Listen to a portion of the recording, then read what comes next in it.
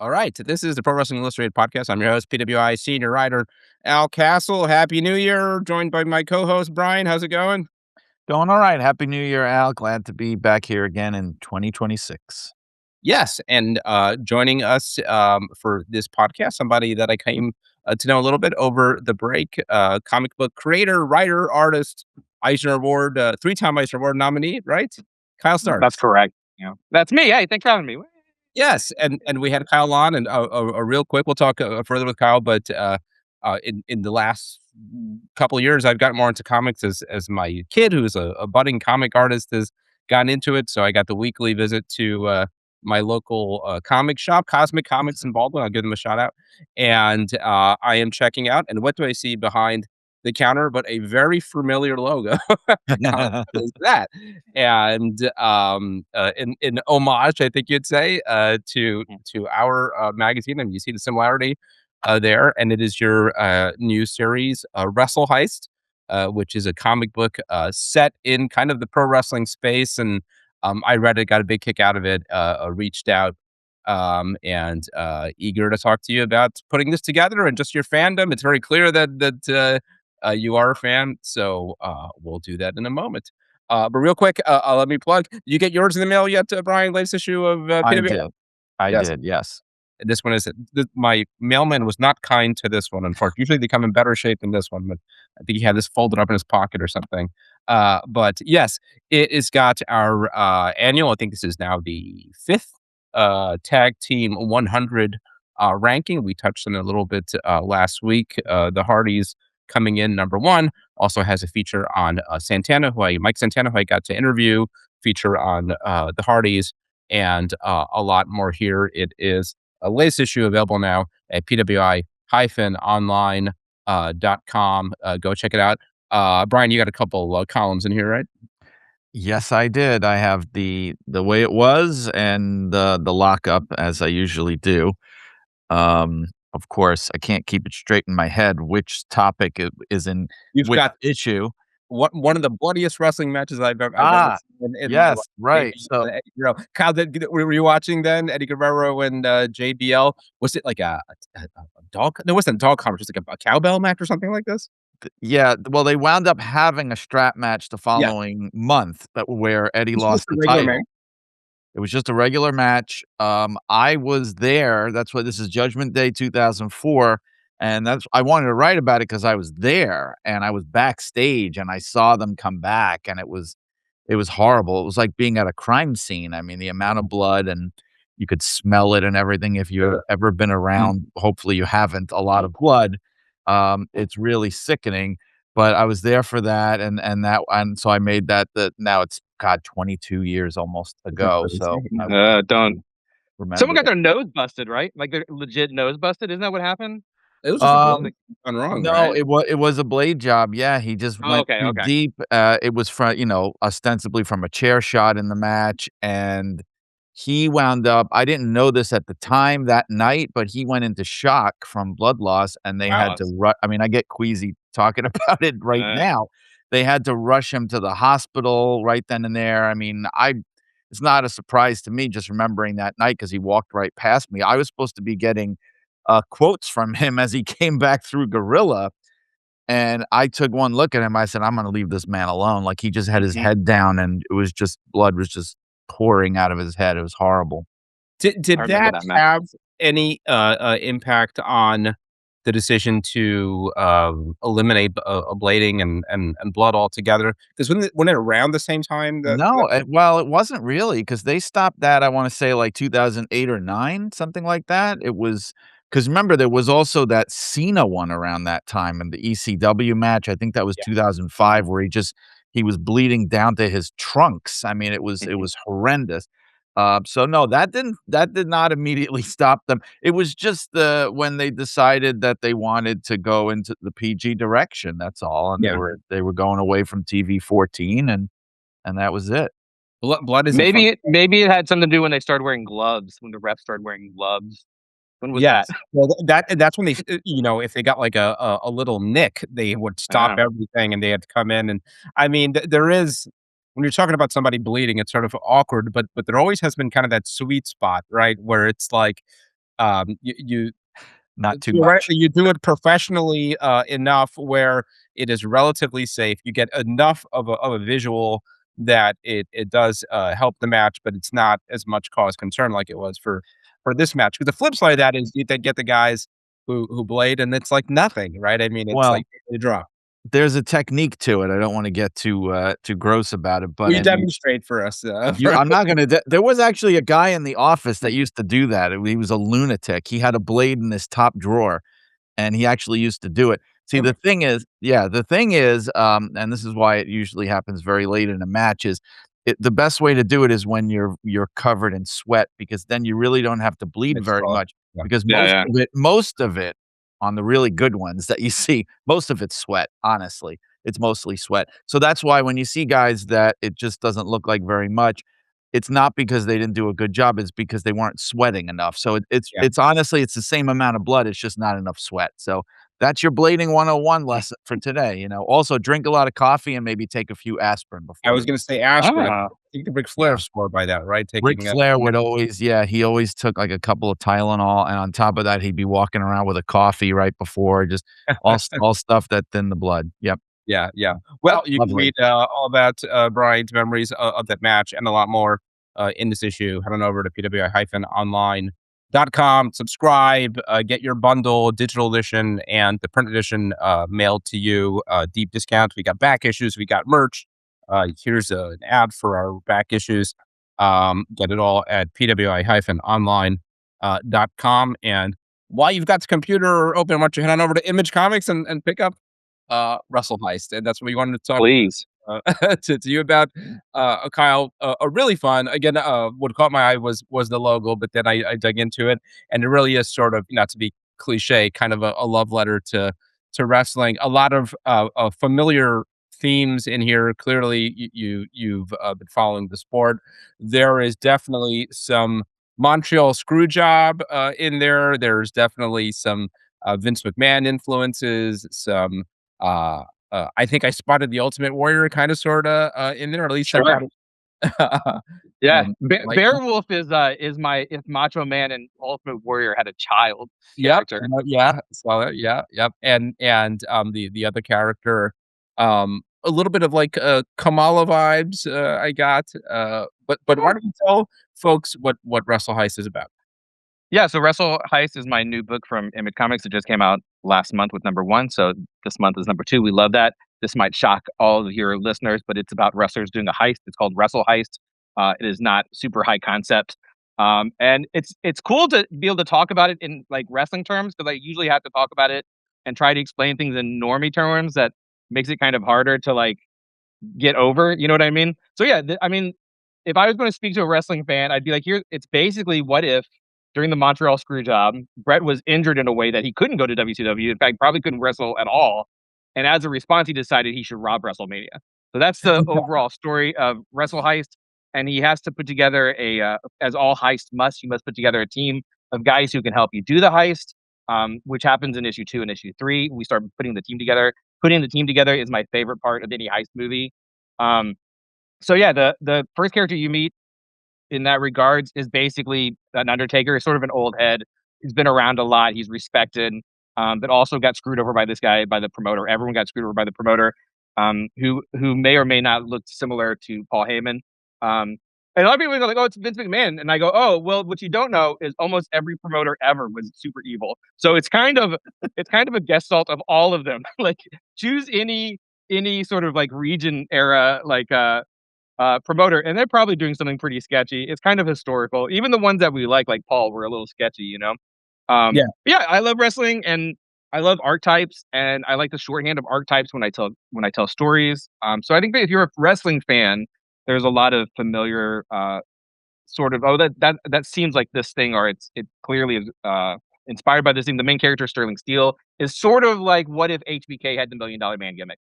yeah. Um, yeah, Yeah, yeah, I got that. Even some of the names, I mean, Sterling and there's a Buddy Hansen. I mean, Buddy there's a Hansen. lot of, homages, to wrestling characters in here, and, it's a lot of fun. I think a wrestling fan would really appreciate. I don't think you have to be a wrestling fan to appreciate it. If you appreciate a good story, a good heist story, art's really fun. What's the reception been? Oh, we never know. We never know. It seems like people I'll tell you historically, what for me, it's when people have read it, they tell me they like it, but the number of people who read it isn't enough.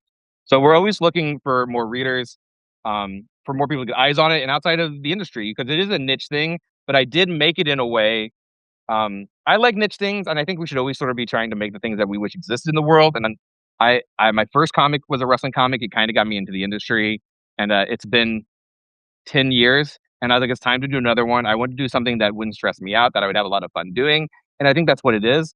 But when you do these niche things, you want to do them in a way that anyone would enjoy them. So there's not a lot of like, you know, industry jargon or like deep, like there's some of it. And I know like the editors are always like, what does he mean by gorilla? We don't know what that means. I'm like, well, I'm not changing it.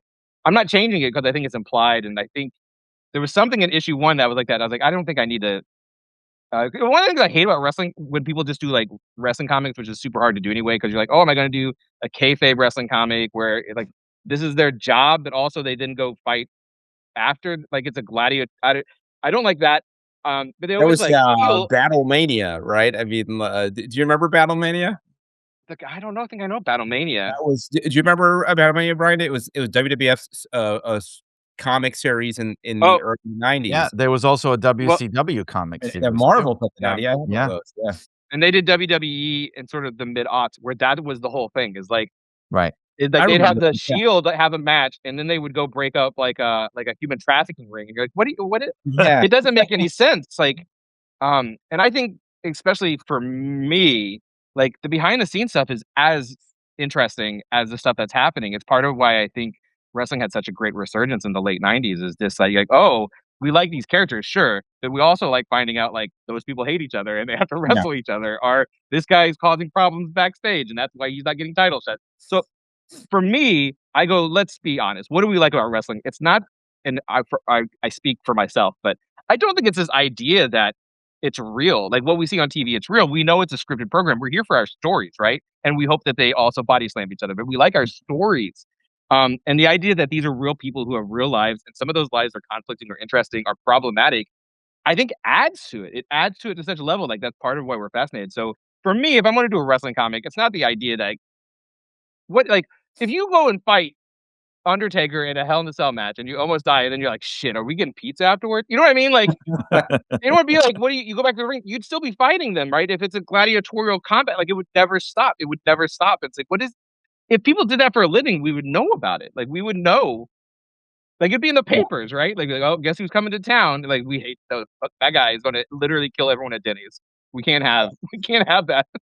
I Yeah, I I think I mean, you're touching on sort of like the unique space that pro wrestling Yeah. occupies in, sort of the entertainment, world, and I think I've shared with Brian that before I got, like, deep into wrestling, I was starting to get deep into comics. This is, like, late '80s, and I was a big Batman fan, you know, the Tim Burton movie had just come out, and I was sort of all in on Batman, and what kind of made me shift directions was discovering The Ultimate Warrior, and The Ultimate Warrior was a real life superhero, right? I mean, he For looked sure. like the guys in the comic books and essentially had superpowers and all that, and that's what really kind of brought me in, deep into wrestling is that it provided a lot of what comics, did as well, even though I think back then and for a long time the 2 didn't really, like, intersect so much. Now I see it so much. I mean, every time I go to a comic store or a convention, there's, like, a lot of Yeah. wrestling stuff. Now, the other thing I brought down here, AEW is, it's the new, Batman. KO. AEW is, all over it, Yep. and DC put out an AEW book. I think DC, um, sponsored their most recent, Yep. pay-per-view they did. Yeah. in Jersey, so Super they're cool. Well, clearly like a Swerve Strickland had the Green Lantern right. entrance at the show, yeah. Right, so a big, overlap. Brian, you having written about both of these at length, I mean, what is that intersection between comics and wrestling? Well, I have always said that wrestling and comic books are like peanut butter and jelly. I mean, there's so much overlap, and I mean, I think some of it is what you guys have touched on. It's these larger than life characters. It's good versus evil. Mhm. It's played out in a somewhat, I don't want to say simplistic in a negative way, but in a very like archetypal way, like you said, Kyle. It's very easy to get into. It's the serialized story. There's a lot of similarities and overlaps. It appeals to people that are into the kind of fanciful, but and actually, I have an interesting story. I don't think I've ever told this on any of these things, but because it's rare, I talk about wrestling and comic books together. But the first time I ever saw a comic book that broke kayfabe and had a wrestling crossover, 20 years ago, when I was working for WWE. Raven, Scott Levy, the wrestler Raven, he's a huge comic book fan. I remember him and Al Snow were like the biggest comic book fans. I remember one time I saw Al Snow reading V for Vendetta backstage before like Raw or SmackDown. But Raven got this idea that he pitched to Marvel. And there was a series that Marvel had back then. It was something like the Tangled Web of Spider-Man or something like that, Mhm. where it wasn't about Spider-Man. It was all stories about other characters in the Spider-Man universe, you know? So Raven had this idea. So in Spider-Man's origin, those of you who've seen the movie or read the comics, you know that Peter Parker, before he officially becomes Spider-Man, he has a pro wrestling match. Sure, And Bonesaw. he right, but so, okay, so I'm glad you said that, Al. In the movie, the wrestler's called Bonesaw McGraw, and Yep. it's played by Randy Savage. Now, in the comic book, in the original 1960s comic book, the wrestler's name is Crusher Hogan. Right. Now, they changed it for the movie because of the whole Hulk Hogan thing. It's kinda weird now, but I remember when they did the comic, they gave it to me to proofread it because I used to proofread everything, and they knew I was a comic book fan, and my first reaction 'cause I don't know if a lot of people are gonna get all this insider stuff. It was very inside. He taught all wrestling terminology. They treated wrestling like a work, and it was told from the point of view of Crusher Hogan, like, and how humiliated. So the way the story is set up, Crusher Hogan has a feud with the promoter, like a real life feud, like they can't stand each other, and the promoter somehow like punishes him by putting him in this match with Peter Parker, who he knows has these abilities. So it's almost like he wants it to be a shoot so that Crusher Hogan will be humiliated on Mhm. television or whatever. So it's this very inside story. And I remember like JR gave notes on it, and JR knew Mm. nothing about comic books at all. And I'm looking at it going, no one's gonna, I really don't know if people are gonna get these references. JR's biggest problem, he wrote in the notes, he goes, "Well, we can't have a wrestler that's named Crusher Hogan in this story," you know, because at the time Hulk Hogan was, I think he had gone to TNA or something. He was like, "We can't have a wrestler named Crusher Hogan," and I had to explain, like, "Jim, the character's name was Hogan going back to the '60s. Marvel is not gonna change it for us," you Yeah. know what I mean? Mm. But I remember at the time so amazed that they would have confidence in this very inside kayfabe breaking story, but they ran it and, you know, and that was that. It was a Marvel comic that Yes. was affiliated with WWE? No, it wasn't affiliated with No, it was just written WWE. by Raven. Yeah, Right, just written by Raven Raven. wrote it independently, but because WWE is controls everything that their wrestlers do and the air that they breathe and the food that they eat, they still wanted to have approval over what Okay. he was doing, even though it was not a WWE related thing. They Interesting. still I go see needed to approve it. Yeah, yeah, it's a really well done comic, actually. and a lot of, wrestlers over the years have written comics. I think CM Punk did an Mhm. issue of Thor. Drax, right? He might have, He did Thor and Drax, and I think he did something else. yeah, yeah. He So, did a yeah, I few mean, things. there's always been this crossover, and one of the things that sort of like, enlightened me on how much of a crossover is near the back of the book, you have a Oh, bunch of yeah. people, kind of the comic, universe, weigh in on their favorite wrestlers, and it's like, wow, there's these many people, and again, very much PWI, Yeah. style and homage. 70s era. Yeah, very cool stuff. Yeah, I mean, it looks like one of That's the ceiling of my design skills, is 70s era wrestling magazine. Yeah, we I did re a survey question with, each month we'll have a different survey question answered by comic creators who I know are wrestling fans, and some editors, and some store owners, and some people who are from the wrestling, industry. right, yeah. Jason Ayers, who's a referee for SmackDown, answers, and his son, Reese Maddox, who's an independent wrestler, answers. Yeah, it's cool. Like, we asked a bunch of people. Those are the people we coulda had more. But I think it's cool, like, the first one is, "Who is your Mount Rushmore?" And I think the second one is, "Who Everybody are the loves top Mount 5." Rushmore No. What? What happened? What was that? Brian hates Mount Rushmore It's question. one of my biggest pet peeve is all the Mount Well, Rushmore questions. here's the thing. I think the thing is like, and this was, I think, what is your Mount Rushmore of favorite wrestlers? It wasn't like who you because the thing is you have to phrase it in a way because Yes, it's really just like absolutely. you could say because look, you could Yeah. just say who's your top five, who's your top Who's your five favorite wrestlers, who's the top five best wrestlers. Mount Rushmore just makes it one easier, right? You only have to do a top four instead of a top Well, I five. saw So somebody do the Mount Rushmore thing, recently of wrestlers, like, with one of these AI art things with a 5th person. It's like, well, no, we don't like that. Yeah, then that's just say wrong. who your 5 favorite wrestlers are because there's only 4 of them. I do think if you I think there's a I think and I can understand why you'd hate it, but I do think there's something really and not just for wrestling, but if you go, what is the Mount Rushmore of NBA players? To go, who really are the 4 most important? You know what I mean? Because that's what you're saying is Yeah. like these are the most even though I don't know if Mount Rushmore itself represents the 4 most important Yeah, presidents. that's the irony of I think it. it's pretty close. But the idea at the time, the idea at the time.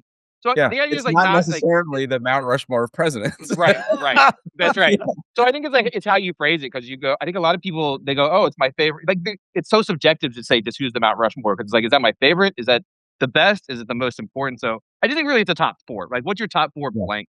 Right. So Well, with that's all that, that's yeah. number two is like your top. It's literally your top five tag favorite. I try to do a favorite because I think otherwise it's a different discussion, and these guys should be you want people to have fun, you know what I mean? And I also think the thing that what's great about the questions like that are very clear and simple is the reader goes, "Oh, what's my 4 favorites? What's Yes. my 5 favorite tag team?"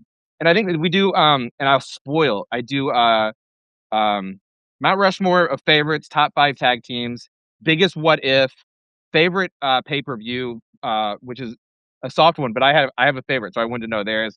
And, who was the best because of the theme of the book is that Sterling was never getting the title. He was held back despite being very popular and a very big heel. Who is the biggest, who is your favorite person who never held their title? Like, basically, like, That's a good one. never held a major title anywhere, and got some really interesting I changed mine because I got certain, like, I've always said Kurt Hennig was, I thought, the best guy who never got the world title, and enough people said Owen Hart. I was like, "Why didn't I think of Owen Hart? He's clearly the correct answer." So it's fun to do that. I don't answer the That's questions. I great. did just answer one accidentally, but, a lot of fun with that. I I wanna say think because the I think Hennig pick the comic wrestling thing is so interesting is that and Brian hit most of it. I think one, it is good versus evil, but it's always good versus evil that has to be resolved with combat. Like superhero, yeah, they always end in fighting. They're both low art, which I say humbly and respectfully. They're both low art that when they like. Here's the thing about wrestling comics and horror movies is they're always good. They're always fun, and the more you like those things, the more fun they always are. Even the worst one, you go, "That was fun, though." Like I enjoyed even how bad it was. But because of that, and also their restrictions, i.e., this has to always be told in one spot. It has to be in a ring, no matter what. It always is a fight. They've never had like no one's ever won. I mean, the price one's won a debate, but it's always a fight. It's always a fight. Whenever it's able to rise above those things narratively, it's doing more than like, wow, what a great dramatic book. Like, what a great piece of literature. It's like, yeah, you're already making good things. These guys had to rise above these constructs that they built for themselves. It's guys in weird suits shooting ray beams at each other. Well, yeah, but sometimes it's like this beautiful dramatic story and those are the ones that I think really like, Daniel Bryan's Yes Movement. I think the Sami Zayn Roman Reigns was the most recent one, which was just like, this is beautiful and yep. incredible, and it's working on all these layers. It's like, this is art. So when they rise above low art to high art, which doesn't happen all the time, but when it does, it's so thrilling in all of those medias. And also they're, toxic male power fantasies too, but we don't need to talk about that part. That's But true, though. I think with wrestling also, it's like, you think like a finishing move or a bit, like that's their power. Like you do the Yeah, 450 splash, that's your power. You just did your power. And so they're different. They have mass, sometimes they don't. It's like it always surprises me, which is more common than you think when a comic fan is like, wrestling. And I'm like, it's kind of the same. It's kind of yeah. the same thing, but you don't have to wait a month. It's every week. It's kind of fun, and there's a bunch of them. Go watch old CHIKARA if you want comic book stuff. Oh, yeah, I remember them, yeah. Mike Quackenbush used to help me put We together don't the say that name. right 500, yes.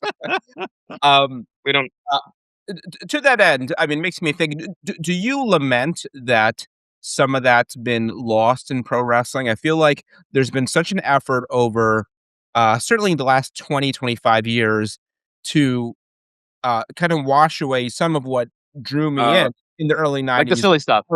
Yeah, and now I think some of this, can be blamed on Steve Austin, but the whole idea of Yeah. just black trunks, right? I mean, let's just make it a guy with a regular name and black trunks, and let's wash away all the gimmickry. And I'm not even saying I'm not complaining one way or the other, but when I get nostalgic and I put on an old wrestling tape, um, it does strike me that, like, I kinda miss some of that stuff, but when I Yeah. see it now, it feels so out of place, right? So it's Yeah. one of the issues I've had with, like, the Tony Storm gimmick in AEW is that, uh, in the early '90s, it would've fit perfectly in WWF. I mean, it's exactly the kind of thing that McMahon would have loved.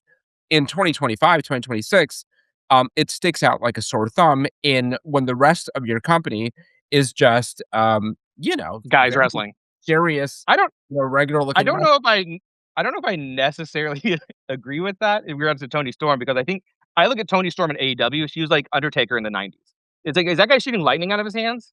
He's the Yeah, only one doing it. yeah. So it's like the thing where you look every now and then, and I do think there's probably like look at Bray Wyatt, where there's guys who do things that no one else is doing, and it somehow still is okay, right? And I love it when that happens. I'll tell you, I I'm don't of know two if it's minds of okay. Yeah, I mean, I thought it was a great I thought narratively it was a great run, and I think it's very, intriguing what she's doing. I think it's very interesting. I'm gonna 2 thoughts. I checked out with New Generation. That window was probably the biggest window where I was like, I just didn't watch. I was also 17, 18, and I was doing drugs and having sex. So I was just more interested in other things at the time. But, like, once there was a wrestling plumber and janitor, I was like, yeah. this is too Right, they far, took right?" it too far. But Yeah. Too far. I say that and I don't think if you brought a wrestling janitor out right now, you'd be hacksaw at WCW, right? We would be like, "What the hell is this? It's stupid."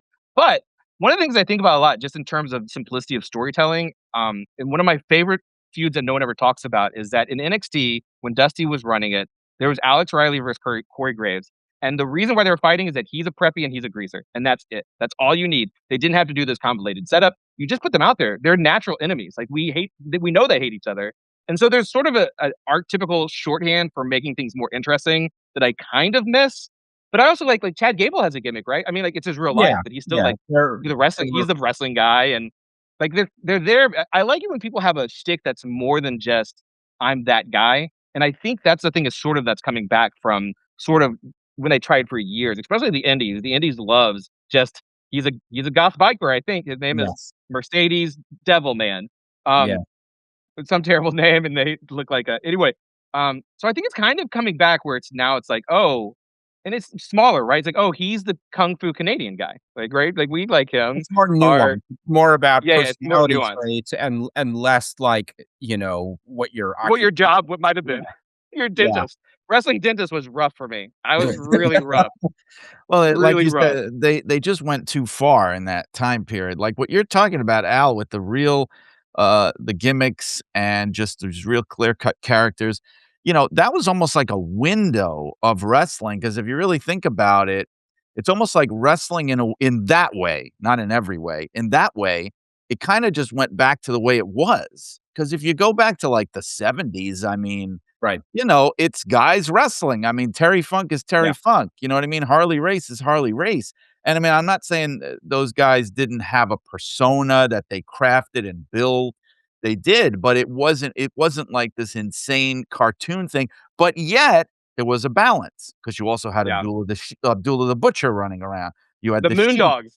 You had the Get the Moondogs. You Moondog. you had Pampero Firpo. I mean, you had Yeah. lunatics and weird guys, Bulldog Brower, but it was like a balance, you know what I mean? And you Mhm. can't go too far one way or the other. Like, I know Dave Meltzer always has this thing he gets into where he's like, "Look, you can't have everybody that's just a fireman or a cop, but it's okay if you have a couple of guys like that. You Yeah. gotta have some guys that have a first name and a last name like a real person. You could have one guy that has magic powers. You could do this, but you can't just have everybody because then unless you wanna do something like what you said, when you wanna do Chikara or you wanna do Kaiju Big Yeah. Battle or something. Yeah, But if yeah, you're yeah, yeah. but if you're trying to do a mainstream wrestling company, you kinda have to have a balance of things so that it doesn't go too far in any way. I think But I do think, I agree with all of that, yeah, I do think that a little bit and I think anybody would agree with this, including, promoters that I don't think always kind of, like, hit the target, but you do need personality, and I struggle with Mhm. this sometimes when, putting together and some of this is just, even the language barrier, but when we're, like, putting together the PWI 500 or the women's issue, and I'm evaluating different Japanese wrestlers, And again, I think I'm not getting some of the nuance of it because I don't know what they're Yeah, saying. very. But it does feel like a lot of it is har I don't know how many times I could write, like, hard hitting, it Right. there's a sameness to it, Yeah.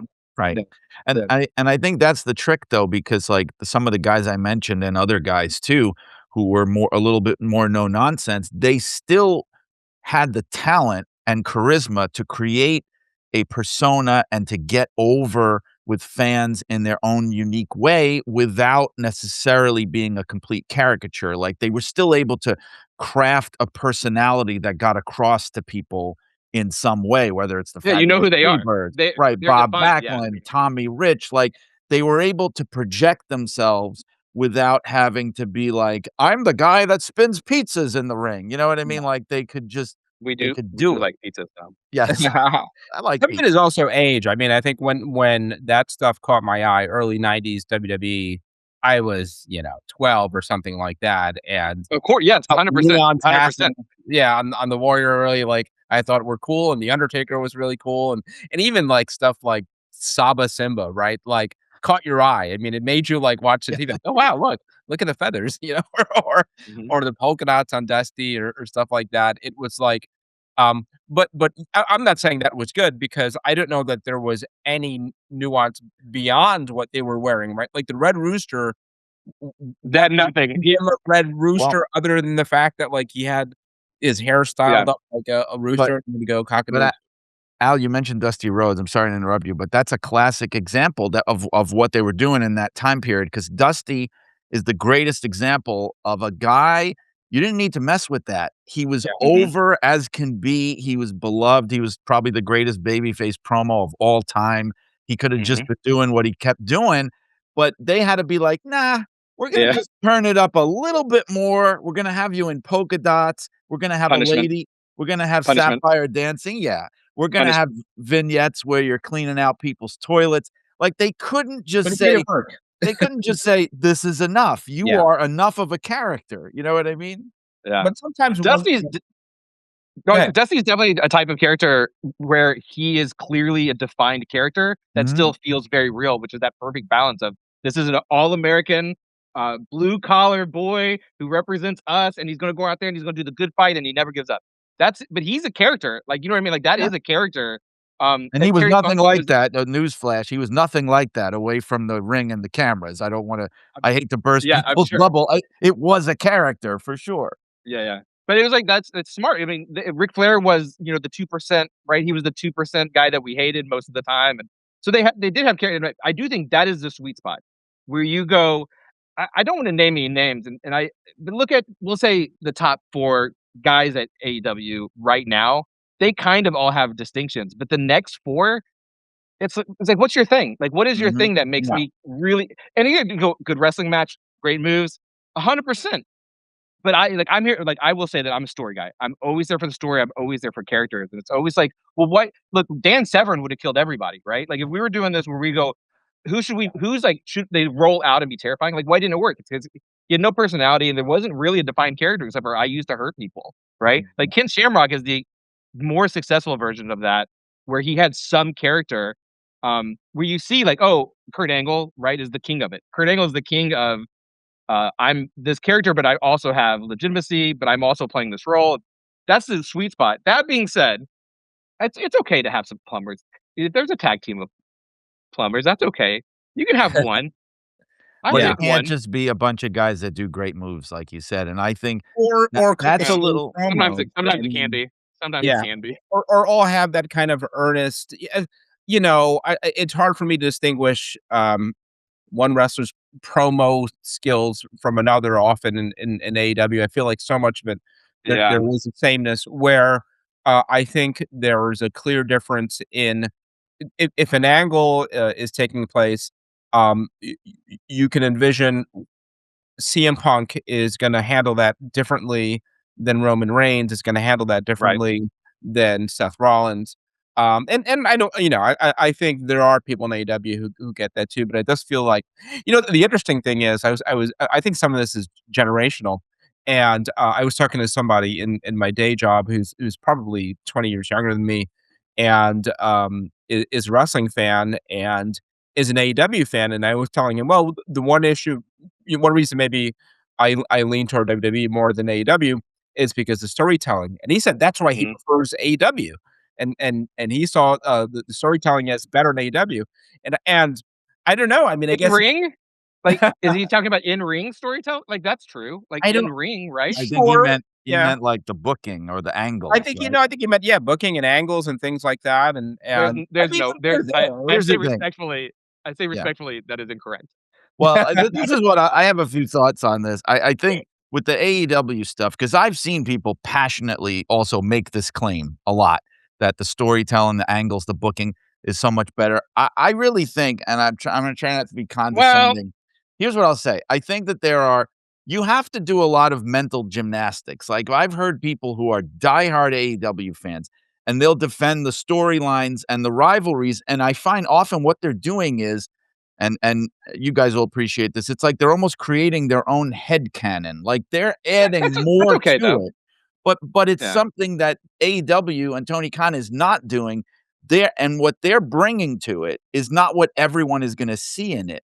And with WWE, for Yeah. better or worse, because it's more mainstream and it's more common denominator, they're better at spelling everything out for you and getting you to think the things they want you to think and feel how they want you to feel. Whereas with AEW, like, you really have to add a lot of your own imagination, I think, to make some of the storylines pop more than they actually do, if that makes any sense. Yeah, no, it makes I will say, if you were gonna say we took the top 10 stories or what are we the feuds and we compared them, I bet the top 2 AEW ones are probably best, right? Like, they're probably the best ones, but the MJF everyone and after CM that Punk. Yeah. yeah, I guess Swerve Hangman and Swerve and Swerve Hangman's would be the other, yeah. amazing. Hangman I sucks. don't And know. I think the Tony run with, now Black, I can't Not, think of Blake, I think that was yeah, great. I think it was Mariah May. yeah, Yeah. right, dude, I right. thought that was, like, Terrific. as Yeah. story, but then, like and I'll tell you, like, what really, because 'cause I'm such a story guy, that's why I left, because even if you had a good thing going, they would drop it. Yes. You wouldn't see Max Caster for 2 weeks after they're so over, or a month, or so, like, what's happened? Like, it just didn't make any sense. I think it's booking versus storytelling, but I do think the best ones, Kenny Omega, Belt Collector was a great story. Yes, I Um, like that too. they've done it, and I think, also, like, one could make a when the Bucks were doing that YouTube show that, like, was additive, and then, like, you have the Dark Order on it, and it was all the stuff that was really making the stuff that wasn't on TV, like, really have, like, depth to it. Like, the lack of having that hurts it immensely, in my opinion, because they were sort of, like, filing off the rough spots, you know what I mean? By the stories kinda rushed, but they were filling it out in a way that was really interesting. The sort of, like, the Jacksonville era, I think, was there's a lot of good stories. But, WWE, like, everyone who comes out has a story. Like, sometimes and I would say often, it's just now they're gonna have a match. And I was like, "Well, yeah, I guess that's what the show is, is And that that now they're but gonna have that's a okay. match."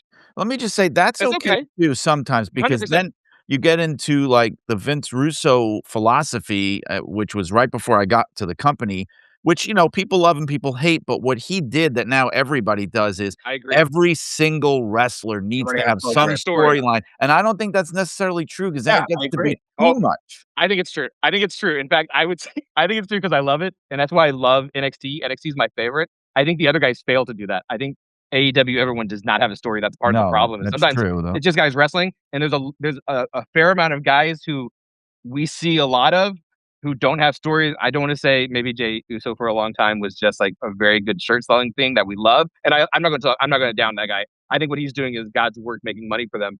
But he didn't have for a while. He didn't have a story except for that he just wasn't the champ. Like, none of them are the champ. Only 2 people are the champ, right? Like, Yeah. that's not a narrative.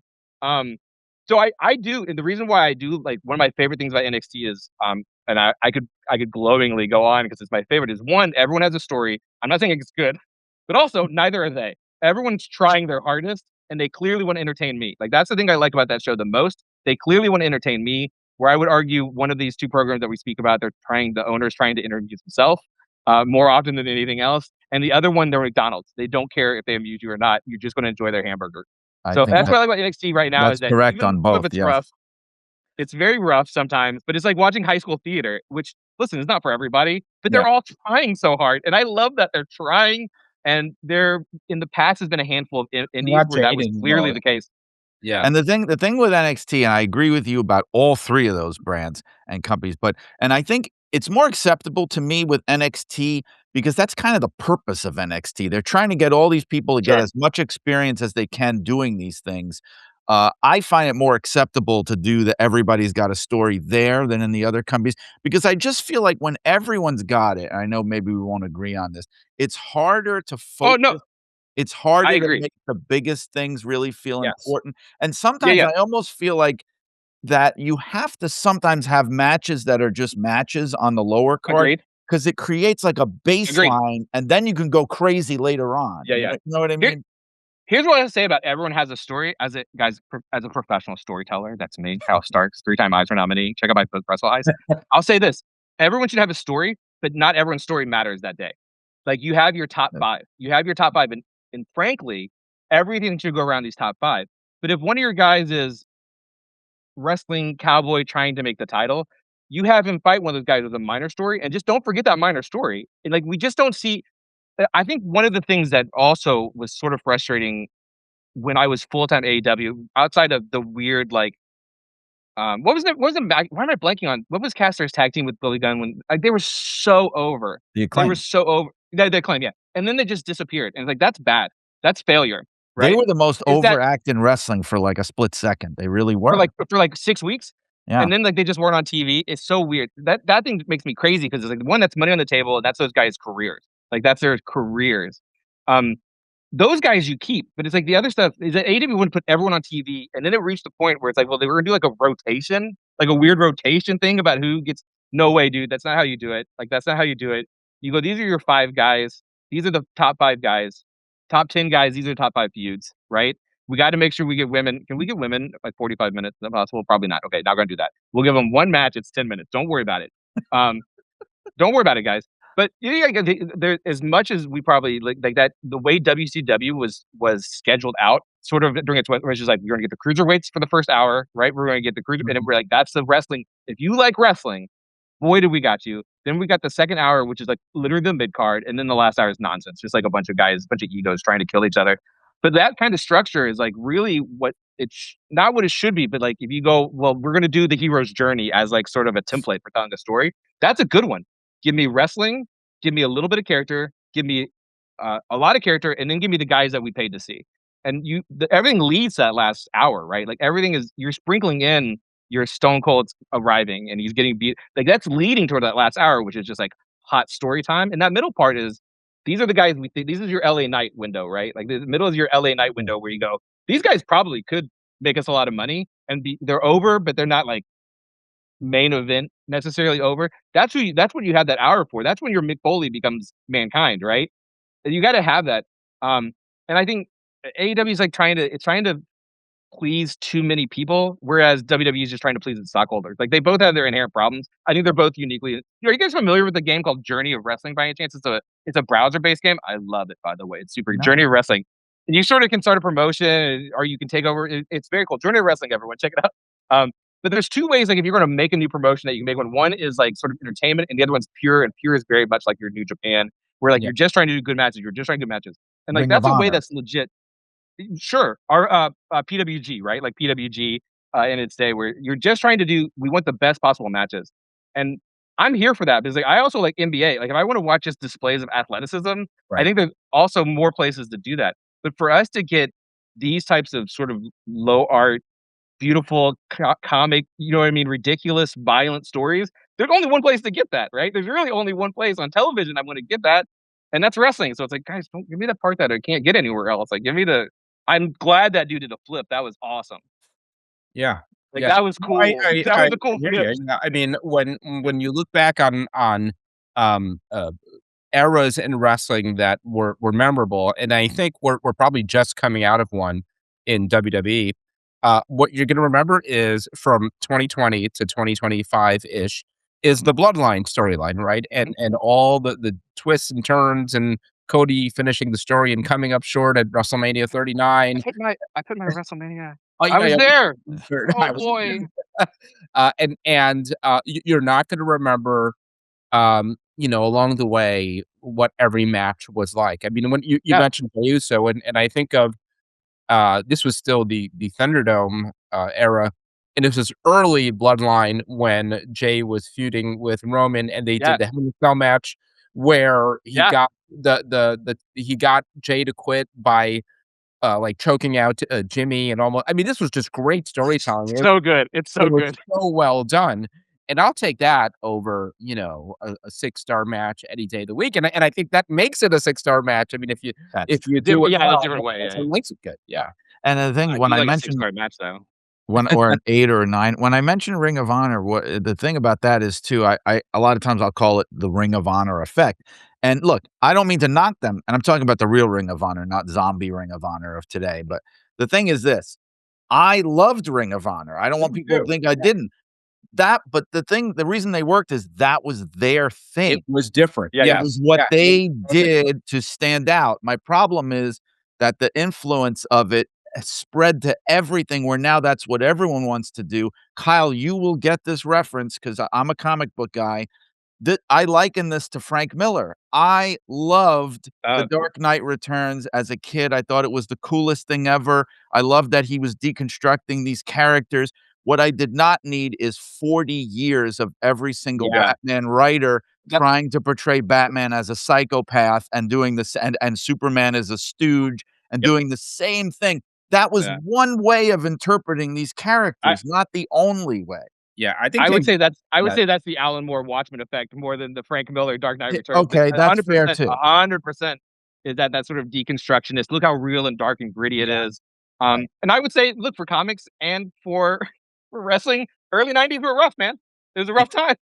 Wasn't good. A lot of foil covers and holograms. A lot of things that they thought people liked, and it's wrestling janitors, and everyone's dark and gritty. Everyone was they just Yeah, weren't fun. And I think, and again, I'm a CHIKARA, like, CHIKARA's probably one of my if I'd say, Attitude Era, CHIKARA, Lucha Underground, those are probably my oh, 3 I love favorite. them. Just the most fun, that just fun. And they're still And giving me stories. They're making me feel things, but, like, I think, and I feel the same way about comics, and there's differing opinions. Some people want them to be high art, very, that's not, I think they should be fun. For me, I want them to be fun. I make comics that are fun. Wrestle Heist #1's in stores. Wrestle Heist #2 is probably coming out very soon.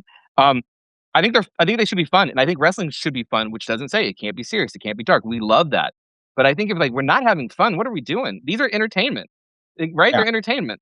So yes. I think entertain me. comic books are kinda coming out of that too. I think the last Superman movie, was a real turning point where, and if anyone was gonna do it, it was gonna be James Gunn, really embraced, like, no, there's been such an effort in, Hollywood over the last, whatever, 20, 30 years, like, well, how do we make comics, like, really, like, grounded and earthly, James Gunn kind of threw that out and said, "No, Batman wears red underwear over his pants and a big yellow belt."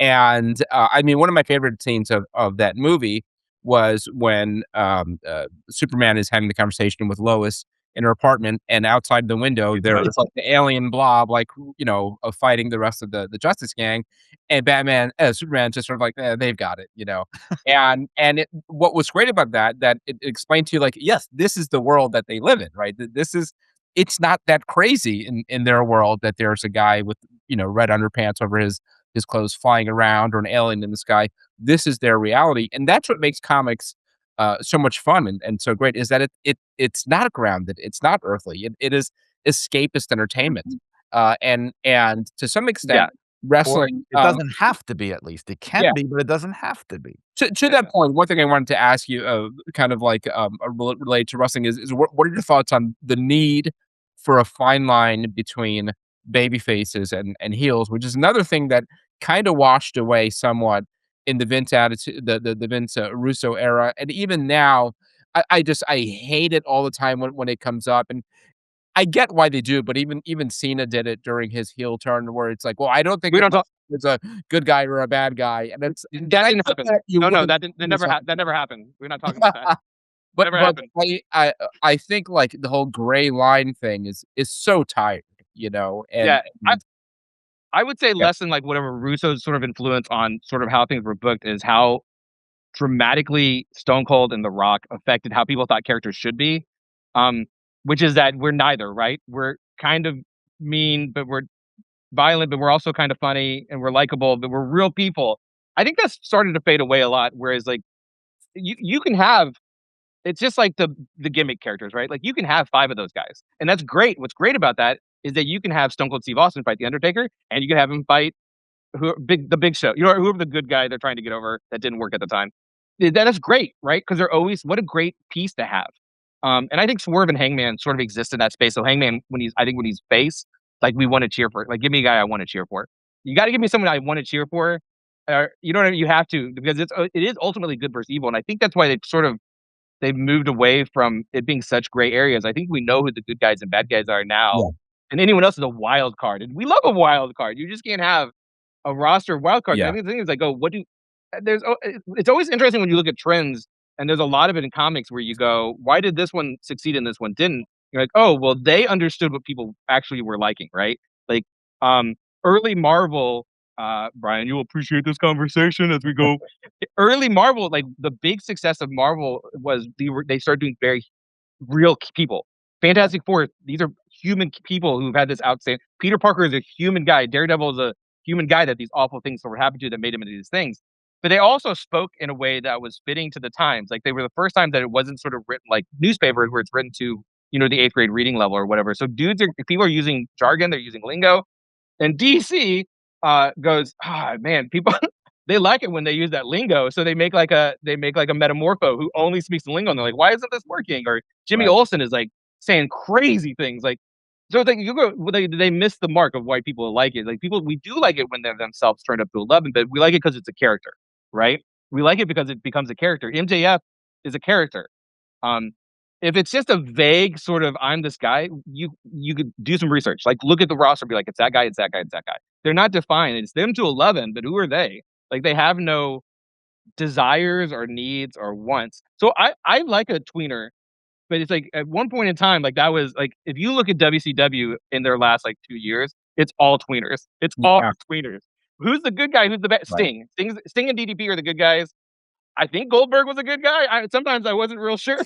To Uh, me, there's a difference between that, where it just tells me that they don't know what they're doing, and I think that's what's happening a lot in AEW now, where it's like, I don't think they're thinking things through, like, Kenny Omega comes back, and this is not recently, but he comes back, huge babyface pop, everybody loves him, he's wrestling like a babyface now. He's still managed by Don Callis. There's no explanation as to why. Don Callis is Yeah. doing commentary, cheering him on. There's no storyline explanation. That to me is just, we don't really know how to do this. Whereas my biggest thing about the Attitude Era and with WWF at the time, I think it's the biggest sham when they started saying, "Well, we don't really have heels and faces anymore. It's all gray." Here's the thing, if mm, you really think about it, they never stopped having heels and faces yeah, clearly defined. It's just that they acted differently than they used to. There's nobody in their right mind that would argue that in 1998, "Oh, I didn't know if Stone Cold was a face or a heel. I couldn't yeah, yeah, tell." yeah, yeah, Of course, you knew he was a face, but he yeah, wasn't yeah, acting like uh, Bob Backlund, or you know what I hundred mean? percent. He was a different kind of face. They acted differently now than they used to. But Vince is still saying to you, "This is the good guy. This is the Mhm. bad guy. This is who you cheer. This is who you boo." There was no ambiguity there, really. Right, I agree. Yeah. But that thing about like when someone comes back and I think for AEW again, I'm speculative. I do think there's some inmates are running the prison to Mhm. speak because they're letting these guys.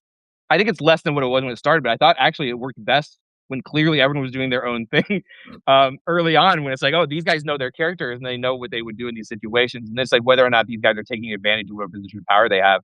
Um, but I think it's like there's a really interesting like behind the scenes, right? So we were talking about blading earlier, and like I think that's fascinating. Like even it's like, oh, they're engineering this sort of pull string. You know what I mean? Like they're crunching up razor, like all that's so interesting. And I think you look at stuff like, and again, I'm speculating. Where some of the stuff is you go, well, why wouldn't they change it up? It's like, well, because they had a plan, and it's hard to deviate from the plan that they had placed, which is they need to be a heel Omega for this to happen, right? Because we Yeah. want to see this match probably, and I think that's super fascinating. And then you see something like Charlotte's return, and like they thought she was going to be a face, and they were incorrect, but at least they pivoted eventually, right? To see It's that like like sort of go where you go, oh. this isn't going the way that they wanted. I wonder what happens next. Is just as interesting to me as to what happens next. So Yeah, I well, I love think that stuff with guys. yeah, I think that speaks to, again, why wrestling is in this unique space is because Mhm. it regardless of how you cast someone as a villain or a hero, there is still the actual person and what you think Yeah, of them, and whether you think it's why Charlotte struggles to be a babyface because something about her people don't like, and it was the same thing, when Roman was a babyface for all those years, and was a it was wrong. colossal flop. Well, they If were also Roman force feeding Reigns' us at the time. We career don't like that. if Roman's Reigns' career ended in 2019, I think people would look back at him saying, like, "This guy was never any good. He was such a Agreed. flop." And then we saw the guy in the right role, and now he's being talked about as one of the all-time greats because he tapped into and that's a tricky thing on one hand, I'm a believer in heels and faces, but I'm also a believer, it's touched on, in tapping into something that is really you, right? So, and I think it's probably hard for some wrestlers to come to grips with, like, the reality that, like, yeah, in real life, you're a villain. You Yeah. know, you're a bad guy. Yeah, But I think all that I think that work. just the narrative part of that. The other thing that's really interesting in regards to wrestling as being a unique space is that you can change it in real time. Like, you can make real time changes to how something's being presented, whereas, like, for me, I wrote and drew the Wrestle Heist #1, guys, it's in stores now. I wrote and drew that comic 4 months ago. Like, it's you know what I mean? Like, if you're like, "Man, in issue 5, this should happen." Guys, issue 5's done. It comes out in April. You know what I mean? Like, Yeah. April, that's right. It's like it's done. Like you can't change things. Whereas these guys really could go, and you can when you see it. The Charlotte thing's really interesting. Daniel Bryan, it happened with CM Punk. It clearly happened with where you Rocket go. moment. It's out of well. I think with Roman they made it, and I will say in regards to Roman because I have thoughts, and I never get to talk to wrestling guys. Is that when he appeared with the Shield, I was like, this is the best. This guy is a rocket. Like this guy is going to be. I love everything he does. He's just quiet and he just killed everyone. But he did it with like sweet. But then when they were force feeding us Yes. what was the cartoon food? What was the stupid thing he said? He like Suffering force succotash.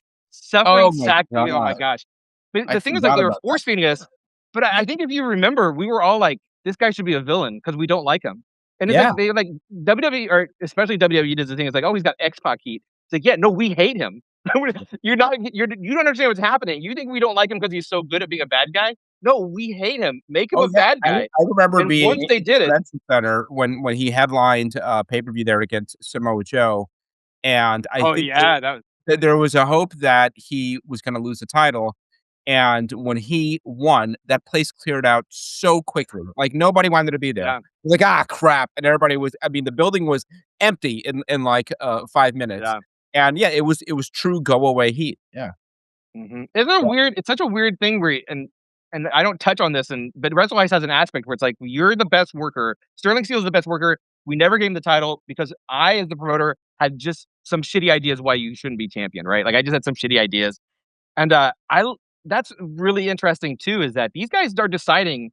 I think good. I think most notably in modern times, CM Punk. I don't think they wanted him to succeed. I don't think they wanted Daniel Bryan to succeed. But the crowd loved them so much they had no choice, right? Like they had no choice. I think that's fascinating. But you can see like during a certain person's reign, which was the entire time of the company's existence until recently, you can see their Machiavellian like this is it because this is what I want. And you know what I mean? Like this is what I think will make me the most money. And sometimes you see things like Roman Reigns where I think they simply did not want to be proven wrong. They Oh, yeah. simply did not like eventually they'll be proven right. It's like, yeah, but if you would have turned him heel right after you had the Seth thing, you know what I mean? Like the like right after that, he would have had a massive heel just because we hate him so much. But anyway, look, if that middle period's bad, the beginning's great, the end's all And time, right? Like day Hall of Fame. 1, Roman as a heel was great, right? I mean, like, it wasn't like it took a while to get used to. It was like this Yeah. revelation, like, "Yes, this is what you were supposed to be Right. doing." As soon as he sat, it turned, when Well, Paul him Heyman was yeah, sitting next to him backstage, that was it right there. It just clicked into yeah, I place. yeah. think you know what else you know what I kinda miss? Roman's a kind of example. You remember how it used to be like, you would be, like, "Oh, Kane's cool, yeah," but before this, he was a fake someone else, and then before that, he was a dentist. I miss when you'd be like, why can't we, and I was about to say Chad Gable in a mask. But you know, like, why don't we don't have, like, Oh, major yeah. shifts like that as much as we Sure. used to, Yeah, not at where all. It's I rare, kind of so miss it. He yeah, portrayed this guy, and then he portrayed this guy, yeah. Yeah, when I it kind of miss happens. be like, "Wait, that's Eli Drake, who's now the mayor of Beat 'em Up Town," or whatever he would you know what Yeah, I I mean? was Like, hold on, watching, is that something the other day failing? with Jean-Pierre Lafitte, and they Yeah, treated him like the new star arriving in WWE, even though he was, like, just there as a Quebecer, like, 6 months mhm. earlier, I but, like, miss "Oh, that. what do you know about Jean-Pierre Lafitte?" You know? I like a repackaging, but I want some major repackagings. I want, one of the Thrashers to be Leave It to Beaver. That's what I want, you know what I mean? I They want do it major, but you know what happens now? You just get canned, right? You yeah, just get but they canned because, like, it didn't True. work, They and, they will try to repackage, yeah. they'll do it in more subtle ways where they acknowledge what they're doing. Like yeah, when they yeah. tried to make R-Truth go back to Ron Killings, like, they're not gonna pretend it's a different guy, or even the thing they just did with, who's the Bailey. guy from Pretty Deadly who's now stuck on Yeah, his no, I was own? about to say Kit Wilson. Yeah, Kit but Wilson he's thing, like, still I the don't guy from Pretty Deadly. They're not Yeah. pretending that he's not, you know what I mean? yeah, dude, but that's such a, like, that's the type of thing you go, "Oh, this is kind of a repackaging that's not a Yeah. repackaging at all," that I'm really interested to see where it goes, because that's Even the best even theme the song in wrestling right now. but even the Right? It was so people good right off the bat. I was like, So "Who is good. this?" This is not That video is great. And, like, the video, here's what I love, it did that thing that, us '80s guys is, like, where the music says specifically what his thing is. So he has a character, he hates he hates toxic masculinity, and he's a real man, and he's gonna prove it with his fucking like, hip "I am hop. the Mountie," right? That's I another love one, it. tells you what he I is. love it. But, like, this goes to show you how they just don't really do it anymore that way. Look at the Wyatt Six guys. Now they're Well, all completely reinvented, and yet we're still they supposed don't. to believe that it's still Gacy, it's Yes. still Dexter Loomis, it's still the same Mhm. people. They've just reinvented I themselves, you know what I I mean? agree. In the old I days, they would be completely new people now. I think for those 2 guys specifically, they should have just been like, "These are who they are." Whereas I think for Eric Rowan, and I'm forgetting her name, I'm sorry, that's so bad. the Who's other the one. girl? Yeah, Uh, I think uh, for her, like, Nikki those Cross. 2, like, Nikki Cross, for Eric yes. Rowan, it's a clear progression of that character, right? He was with Bray, why would Mm. but I think for her, it's like, "Oh, she's had a bad," like, that's character stuff. But I She's a think for Gacy and superhero. Loomis, and before that, she was just a crazy girl, right? Who we Yeah. loved. Um, so her being crazy now and dark only makes sense, but I do think sometimes you gotta go, like, poor Joe Gacy, who's such a talent, who's such a talented wrestler. It's like, let's just let him try this new thing out. We don't need to lean on all this other stuff. Sometimes you just got to throw them out there. Like, I think a good example is the Los Americanos. Like, we all know who those guys are, right? Yeah. Those guys, by the way, are probably 2 of the best wrestlers in the entire industry. Are in WWE. You know what I mean? Probably the Yeah. 2 of the most talented wrestlers. One of them, I would say, has to be top 5. In my opinion, one of the top 5 best wrestlers in WWE. They don't say who they are. It doesn't matter. We never need to know who they are. They can be the Los Americanos because uh, the current Grand Americano has shown you can just be these characters Yeah, and you can Yeah. make them over. Like, that's a perfect example, actually. Like, I love that. I love that this guy was given an opportunity and got it so over in Mexico. By the way, I love the AAA stuff. I'm loving WWE AAA so much. It's so much fun. It's exactly what I want wrestling to be. But he got it over. That it wasn't even the previous. Now it's not. He's Moondog number 3, but we don't even worry about Moondog number 1, right? We're not even worried about him. He's gone. We love Moondog number 3 so much. Like, we never need to say who it is, right? Just let him be Grand Americano. And the great thing is that when he feels like that runs its course, the other guy can just come back. And I right. miss that in wrestling, where we go, well, Grand Americano was really good, but I don't know about I don't know about this other stuff. But Grand Americano was great. I miss all that. I don't know. Let me ask you, this, and I think it's kinda timely because this has actually been, come up in some stories over the last week with Unreal returning for season 2, and, Seth Rollins, and I think, Paul Heyman. They showed clips of them kind of expressing being uneasy with the concept of Unreal, and we've talked about it here, and I'm still a little bit uneasy with the concept of Unreal, and related to that, I saw something earlier this week, and I shared this with my family, and they looked at me like I had 2 heads. But in the, the WWE Vault YouTube channel where they're uploading a lot of old content, one thing that they uploaded earlier this week that I kind of felt, like, icky about was, Mr. Perfect, one of your favorite Oh, dude, the clips. missing the dartboard I over and no, over and over here's again until he hit it, and I feel like we weren't supposed to see that, like, he's we perfect. weren't, but it's funny though. It's funny When though. Well, when was that we know when it's was not. that Just That was his earlier intro. this week, Yeah, they yeah. they put out a whole video of, never before seen footage from the golden Him era. trying to It throw was the him a trying lot to of throw silly the stuff, but bullseye. it was all the mistakes where Hennig It's so good. misses the bullseye Oh, again man. and again and again. I might have been Really there good. for that. That's why I'm asking you that because No, no, we no, this is you were all right. well, Mid Well, 80s. no, Yeah, because mid 80s. I did a shoot with him at a bar in Cleveland where we were doing all these bar things, like, and he was beating me at No, darts, no. he was beating me at This was this like pool. is when he OG debuted. This is when he Christopher. Oh, debuted. okay. He did darts. He did a no Oh, look behind the back, and he did the football thing where I think he threw it and caught Was it so to great. himself. He caught his The own pass. greatest, the greatest. he He caught caught his his own own pass. pass. Like you got to be great. Also, And and and my and my family's like, "Well, everybody knows that that's fake," but there's part of me that's like, "Yeah, but I feel like we're not supposed to see that." I think seeing it now though, one, it Statute of keeps that person limitations. the statute of limitations. That I thought it was really fun because of course I was like, you know what? I like the idea that he did, but I know he didn't. And to see him Yeah, sort of getting more and more frustrated about it and doing the line, like not all the time, because he's like, we'll edit this in. You can leave it. Sometimes he's like, yeah. let me do the line again. It's I don't know. fascinating, I yeah. thought it was great. I will say, I think the Unreal's all fake too. So like, that's all That's the script. irony of it, So right? It's like a show that's supposed to lift the curtain, but it's kayfabe too, yeah. it's kayfabe too. Here's the thing with Mr. Perfect. I always like to tell this to wrestling guys is that as a USWA guy, the city that I live in, Evansville, Indiana, was the third stop from Memphis wrestling each week. So we saw everything. And I went when I did my first comic, which was Legend of Ricky Thunder. You can get it on my site. It's digital too. You guys don't worry about it. It was a wrestling comic, and I did a lot of interviews. And like, oh, when did you start watching wrestling? And I go, I don't know. So I asked my mom. I was like, Mom, when did Grandma start taking me to the wrestling every Wednesday? And she's like, oh, she took you to Baby Carrier. Like you were going as an Wow. infant to listen to her yell, rip people's arms off. But I was always like, anyone who came out, and I'm the same way with CHIKARA now, but anyone who came out of USWA, they were always my favorite. And Mr. Kurt Hennig was the first, and then Jeff Jarrett, whose dad, of course, owned. So I was like, is there anything like, I love Kurt Hennig. He was my guy. I saw him every week. I saw him in real life in this tiny little Coliseum. Also, that Coliseum is mentioned in almost every major book. Jericho's first book, Yes. Mick Foley's, because everyone came through. Everyone who was anyone eventually came through USWA, even for a brief run. And you would come through Evansville. That was part of the weekly drive. So we're sort of wrestling history, but not really. But I have great. So yeah, all those guys I love. And the same thing with CHIKARA now. It's like whenever someone who's in CHIKARA, I'm like, oh, I love them. I love them now, which is Orange Cassidy and Brody Lee was one of our guys, and Eddie Kingston, and blah blah blah blah blah. So I was like, man, I love Kurt Hennig more than I think that he was maybe the.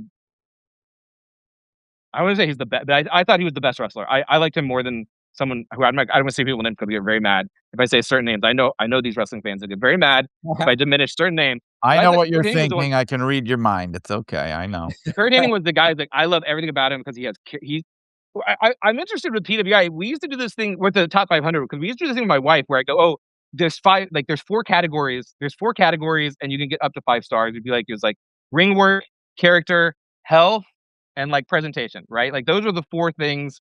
Uh, Presentation is the charisma is like your character, right? So it's like oh he goes, and so like I'd be like Kurt Hennig. That's outside of injuries. Which he's one.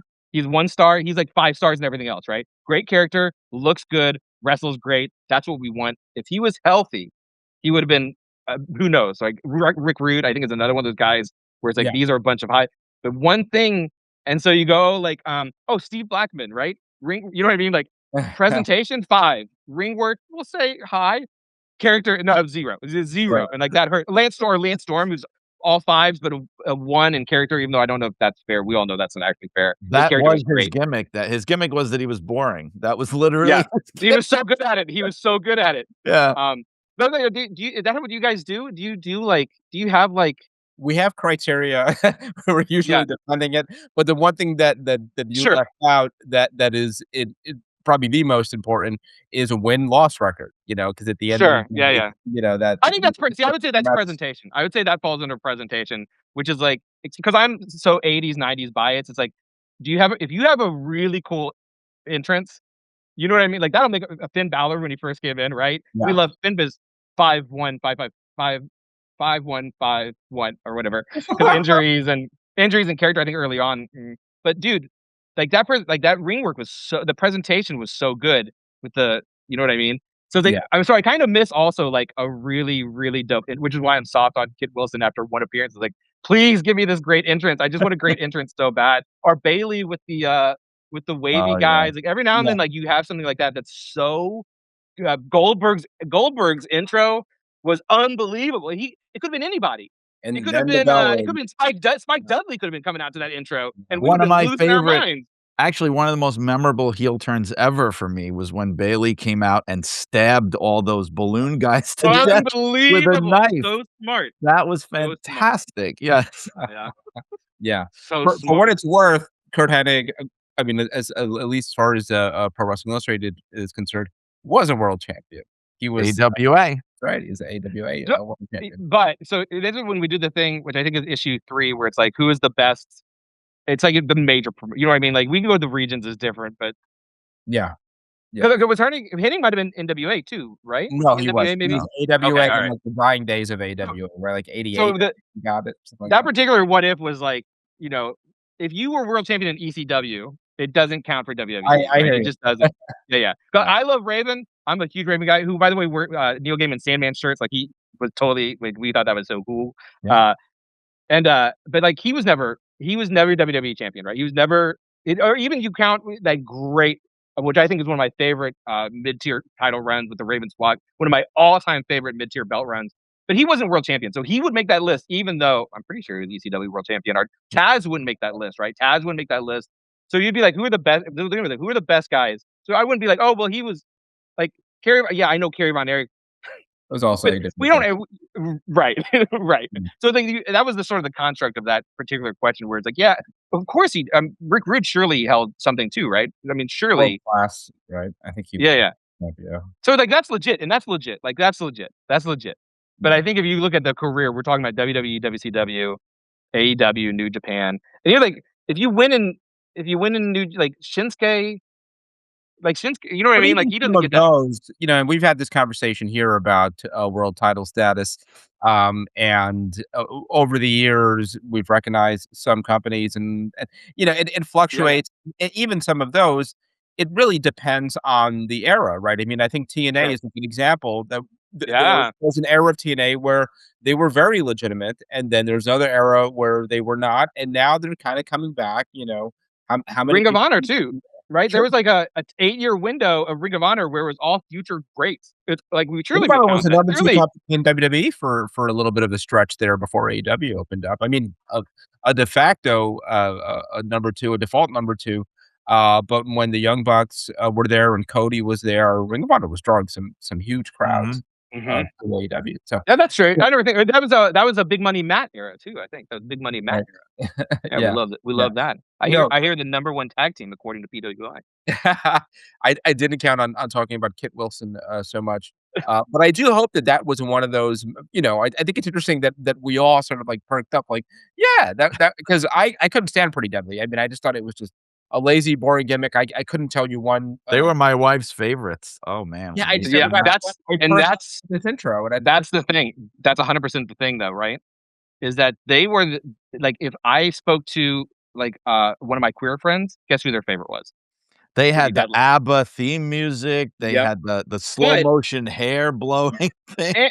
And that I think they did really, really cool stuff in NXT with him that they hadn't done yet, Mm. which is standard, right? Like, why don't we ever just recreate the thing that worked? Why are like, it's just Well, like that was a Dusty. big Why Vince thing. Dusty was punishment, right? Dusty was Yes. punishment, right? Yeah, I know, but it's just like, dude, if you can do that indie story, like they could do, Yeah. and I think they kind of have it, like Steen Generico. Like we've never really, really, really. You can just do that again. Yeah. Summer Punk was a Yeah, they redo. had Summer Punk was a redo. You know what I mean? Like he they threatened had to take war Dusty for games it. they had the right to war games for so long, right? For 20 years before, and it took Vince leaving for Triple H to pull the trigger on Yeah. doing war games, but it wasn't Vince's, so he didn't Yeah. want to, so because it wasn't his But you know, time. like, They've done th- that forever. That's the reason and they didn't. there's a sort of tangent between our comic book movies and comic books. Like you don't have to redo their origin. In fact, Yeah. like Superman has 75 years of great stories. You could just pick one. In fact, it'll make it easier because you know it'll work because it worked on at the time hundreds and thousands of comic book readers. But everyone wants to put their finger on it, right? Like no one can just let things be the great thing and be like repeat. Like I'm not saying repeat it, but there's a way, like, NXT Pretty Deadly did some pretty cool things. DIY should have been a thing. DIY should have been a thing. What a Yeah. missed Yeah. opportunity. Yeah. That's one of the best tag teams in the WWE style that we've seen, and it's like nothing, like, just About to break it's stuff them like that, through. you go, "Why?" Yeah. Yeah, and of course, Gargano is Yeah. a CHIKARA guy, so I'm very, Yeah. Yeah. One thing he's one one of my thing on guys. that, I mean, not to go too far into the comic space, but with the trailer to the Supergirl movie, and I just read, Woman of Tomorrow, It's it so seems good. to be a real loyal telling of that, so but the flip side of that is, then everybody who has read the book is basically has the spoilers, right? I mean, you know what's happening in this movie. I know that's a bad thing, I mean, Mhm. they do that I in don't adaptations all Here's the the time. thing, it's just like making a cartoon of One Piece, it's making a live action of One Piece. It's just us getting to see it in the big screen Yeah. and now it moves, you know what I mean? Now it's moving. I would say interesting, Supergirl World of Tomorrow, I think is one of the best books of the last 5 years. I think unarguably is one of the best books of the last 5 years, and it wasn't actually selling very well. The trade was just kinda sitting, it wasn't selling great, and then James Gunn simply said, "We're really basing this on this book," and it sold out. It Yeah, sold out, and they just which put we out the love, new version of it, yeah. which is why we need more people talking about comics. I think comics really need someone to go, "This is good, this is bad, we're doing this thing," but you go, for me as a fan, you went and saw Black Panther, which was a great we love Black Panther. Oh, it's such a good movie. Like, that movie's dope. If you went to a comic shop and been like, "Hey, I really like Black Panther. What can you give me?" They'll go, "Well, there's some things, but you it's just like the great Yeah, thing about the Supergirl World of Tomorrow thing is that you can point at a thing and go, "If you like this, you're gonna like this." And they're not they're gonna be slightly different. But the gist, I mean, Supergirl World of Tomorrow is basically True Grit with Supergirl. It's yeah. literally like it literally starts the same as True Grit in a way that made me very mad, but by the end, I was like, "This is great." So it's really just like this. Look at this great structure. Look at this great story. Look at these arcs. Look at these character movements. Look at these beats. Let's do a movie. And you know what? You put Lobo in there because we love Lobo. He's not in that comic, but Yeah. I'm stoked. I'm stoked. Lobo is going to be in a movie, right? I'm stoked. I wrote Lobo, by the way. I don't want to brag. Wow. Lobo cancellation special. Go ahead, and it's sold out. You can't get it. So it's like like those are like that we're stoked about. And of course, we're I think probably the median age for comics, and I bet for wrestling has actually found younger. I think AEW was very helpful for that. I think sort of the changeover of not pushing out the same old guys, and I don't Rock Cena, so dragging them out over and over instead of letting these younger guys. I think once WWE was like, "Oh, we have to quit letting Triple H win every pay per view," and it's like, "Oh, the young people can come in now because there's no lore. Like the lore is gone, right?" Yeah. Um, this is Roman. Like this is bad guy Roman. Is bad guy Roman. We know he's got cousins. Like that's not lore. We just know and we understand why this works. So that sort of repeat over thing where wrestling, I think, has been good about getting younger viewers, whereas I don't think necessarily or comics has. So because I Was was in it an era very where I wasn't offensive? allowed to talk about wrestling's the same too. We weren't allowed to talk about if we like wrestling or comics in 1984 at school. Those are not popular things necessarily. The people would frown on you. Because of that, like we're excited, we're gonna go see it because we're excited this thing exists because it's surreal and magical, right? Um, Mm. but you want to get the younger people, and I think Superman, I think, did a really good job of that, of being like, Superman's awesome, guys. Like they've given you 5 horseshit Superman movies. This is Superman. He's optimistic, he's hopeful, he's beautiful, he's strong, and yet he's very human. Like it's just like the I story. wonder if that does say something about kind of like where we are as a society, that there was an opening for something like that, and maybe have we gotten so cynical that, again, there's an opportunity for a real, optimistic, like, real good guy.